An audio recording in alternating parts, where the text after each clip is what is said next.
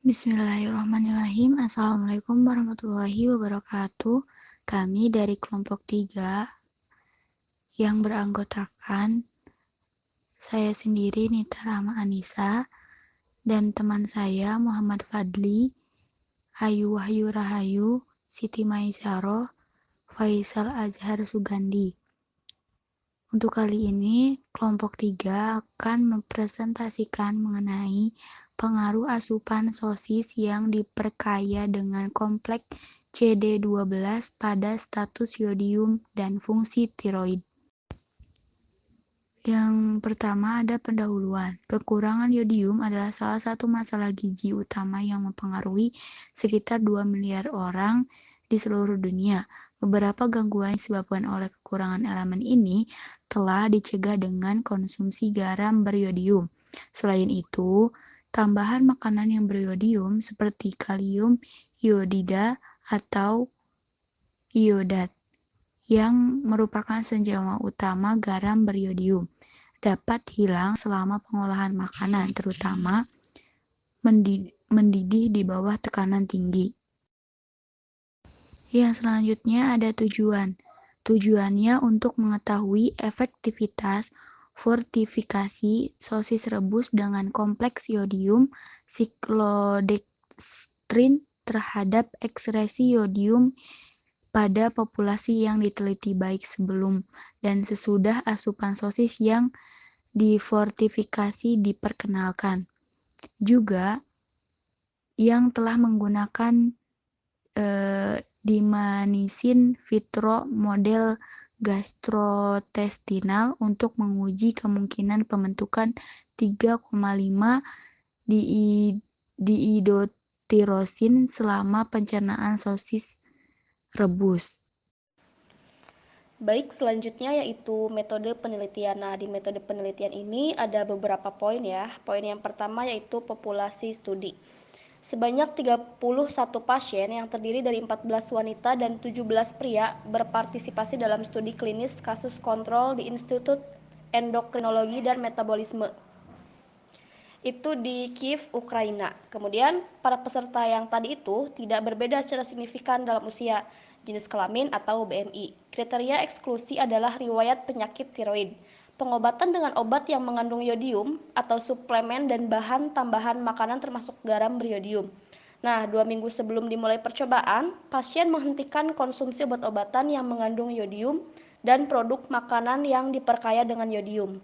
Nah, si individu ini diamati oleh dokter terlatih untuk mengecualikan patologi simatik dan endokrin sebelum dimulainya percobaan. Kelenjar tiroid diperiksa dengan palpasi manual sesuai prosedur yang direkomendasikan oleh Organisasi Kesehatan Dunia atau WHO.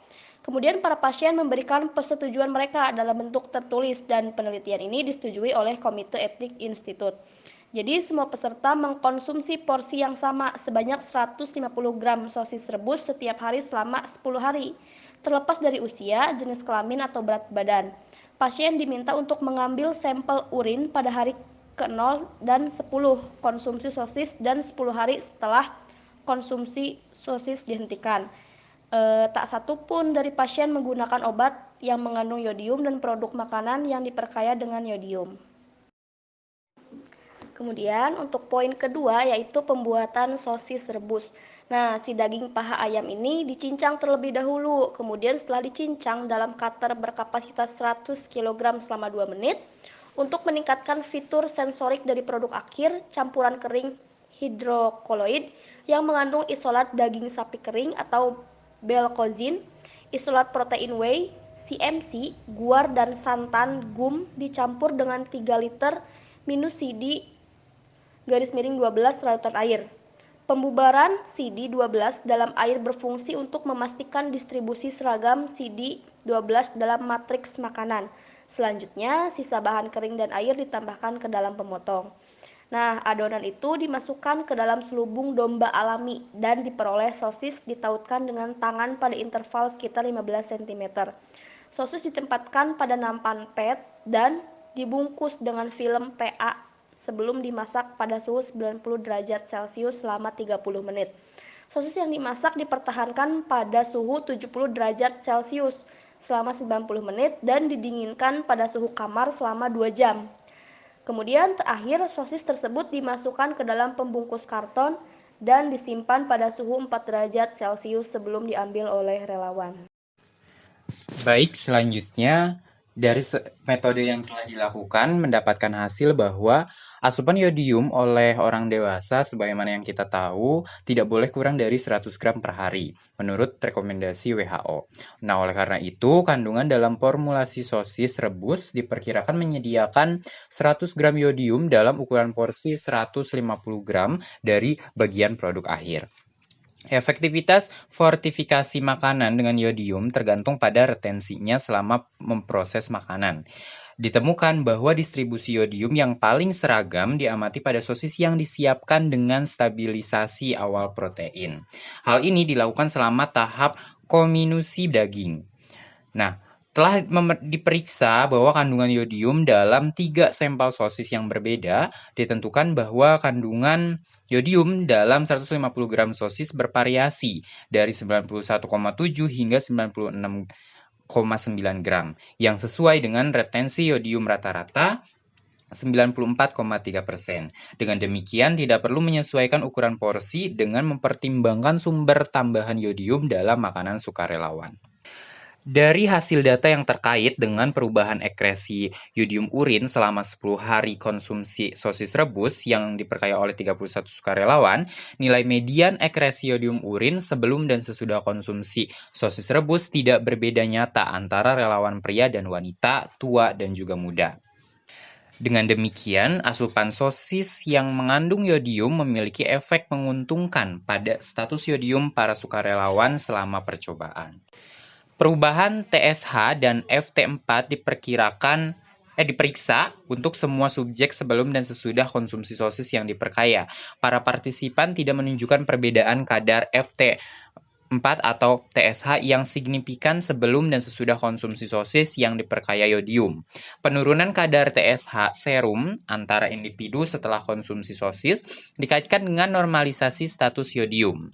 Nah, bisa dilihat dari tabel. Namun demikian, kadar hormon tiroid berada dalam kisaran normal selama percobaan. Perubahan volume kelenjar tiroid tidak terdeteksi selama percobaan ini. Volume kelenjar tiroid para sukarelawan sebelum dan setelah 10 hari asupan sosis yang diperkaya dianalisis, pengukuran ultrasonik ini menunjukkan adanya peningkatan lobus tiroid untuk satu orang saja. Nah, selanjutnya pada gambar, asupan yodium sebagian besar relawan berada dalam kisaran defisiensi yodium ringan dan sedang sebelum berpartisipasi dalam uji klinis. Penelitian ini terdiri dari individu-individu yang memiliki rentang dengan UIE individu dari 24,0 gram per liter hingga 175,4 gram per liter. Dan dengan demikian memberikan data yang valid. Durasi asupan sosis dibatasi hingga 10 hari dengan mempertimbangkan kemungkinan perubahan jangka pendek dari nilai UIE setelah pemberian senyawa yang mengandung yodium. Kendala yang dihadapi konsumen dalam hal kebutuhan konsumsi sosis sehari-hari menjadi penyebab lain pembatasan waktu pemberian sosisnya. UIE dianggap sebagai biomarker status yodium yang paling valid. Pengukuran kandungan yodium di tempat pengumpulan urin direkomendasikan untuk pemantauan nutrisi yodium. Yodium status diklasifikasikan sebagai parah, ringan, dan sedang. Untuk nilai UIE di bawah 20 gram per liter, terus juga antara 20 gram per liter dan 50 gram per liter, dan di atas 50 gram per liter masing-masing. Dari semua peserta, dilihat di gambar juga, hanya ada 2 orang yang memiliki kadar UIE lebih dari 100 gram per liter sebelum konsumsi sosis. Sedangkan setelah 10 hari konsumsi sosis, 22 relawan memiliki kadar UIE lebih dari 100 gram per liter. Nah, penelitian ini menunjukkan bahwa untuk sebagian besar sukarelawan, kekurangan yodium tidak ada setelah konsumsi sosis, meskipun sudah ada sebelum percobaan. Hal ini didukung oleh rata-rata UIE sebelum konsumsi sosis dan UIE ditingkatkan ke tingkat yang memadai 110 kurang lebih 15 gram per liter dalam 10 hari percobaan. Pada saat yang sama, 20% kasus terdeteksi memiliki defisiensi yodium sedang dan ringan. Ya, yang sangat menarik di sini dicatat bahwa 10 hari setelah konsumsi sosis dihentikan, nilai rata-rata UIE adalah 65 kurang lebih 13 gram per liter yang mendekati level UIE sebelum mulai mengkonsumsi sosis. Dan untuk asupan yodium yang cukup merupakan faktor kunci pada sintetis hormon tiroid di kelenjar tiroid. Hasil ini menunjukkan tingkat FT4 dan TSH pada semua peserta normal, menunjukkan tidak ada kekurangan yodium yang diperlukan untuk sintetis hormon tiroid dan kelenjar tiroid. Nah, ini juga menunjukkan bahwa tidak ada perbedaan signifikan dalam kadar TSH dan FT4 pada individu dengan UIE normal. Temuan serupa juga diamati pada pemeriksaan ultrasonografi kelenjar tiroid dan menemukan peningkatan lobus tiroid hanya untuk satu orang saja, sedangkan keberadaan gondok tidak terdeteksi di antara semua subjek. Yang terakhir lebih terkait dengan atribut sukarelawan daripada data eksperimen, karena durasi eksperimennya yang sangat kecil. Nah, harus digarisbawahi bahwa jumlah hormon tiroid yang berlebihan dalam makanan dapat menyebabkan tirotoksikosis. Dengan demikian, jumlah hormon tiroid serta prekursor hormon, terutama kandungan DIT dan MIT, harus dikontrol dengan ketat. Namun demikian, DIT dianggap sebagai antioksidan yang menjanjikan. Ini menyebabkan lebih sedikit efek kerusakan pada sel-sel folikel tiroid daripada KI ketika terkena tingkat fisiologis yang berlebihan. Baik, selanjutnya dari metode yang telah dilakukan mendapatkan hasil bahwa asupan yodium oleh orang dewasa sebagaimana yang kita tahu. Yang selanjutnya untuk hasil diskusi kelompok, kami menggunakan Google Meet untuk berdiskusi. Yang selanjutnya ada kesimpulan. Kesimpulannya, penelitian ini membuktikan bahwa CD12 adalah aditif yang menjanjikan yang mampu mengembalikan status yodium dalam waktu singkat. Sosis rebus yang diperkaya dengan aditif ini memberikan peningkatan nyata tingkat UIE selama 10 kali konsumsi oleh 31 orang tanpa efek samping yang tidak diinginkan.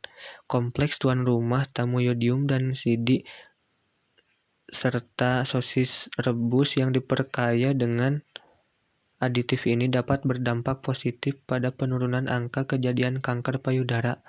Kami menyarankan bahwa CD12 pemanfaatan sebagai bahan tambahan makanan akan mengakibatkan penurunan kejadian tingkat UIE yang rendah di antara penduduk dan akan mengarah pada pengurangan penyakit terkait yodium. Selain itu, penerapan iodinasi garam wajib di Ukraina akan menurunkan resiko kanker di antara warga Ukraina. Kami sangat mendesak pemerintah Ukraina untuk meloloskan semua undang-undang yang diperlukan pada waktu yang tepat. Cukup sekian presentasi dari kelompok kami. Kurang lebihnya mohon maaf. Wabillahi taufiq wal hidayah. Wassalamualaikum warahmatullahi wabarakatuh.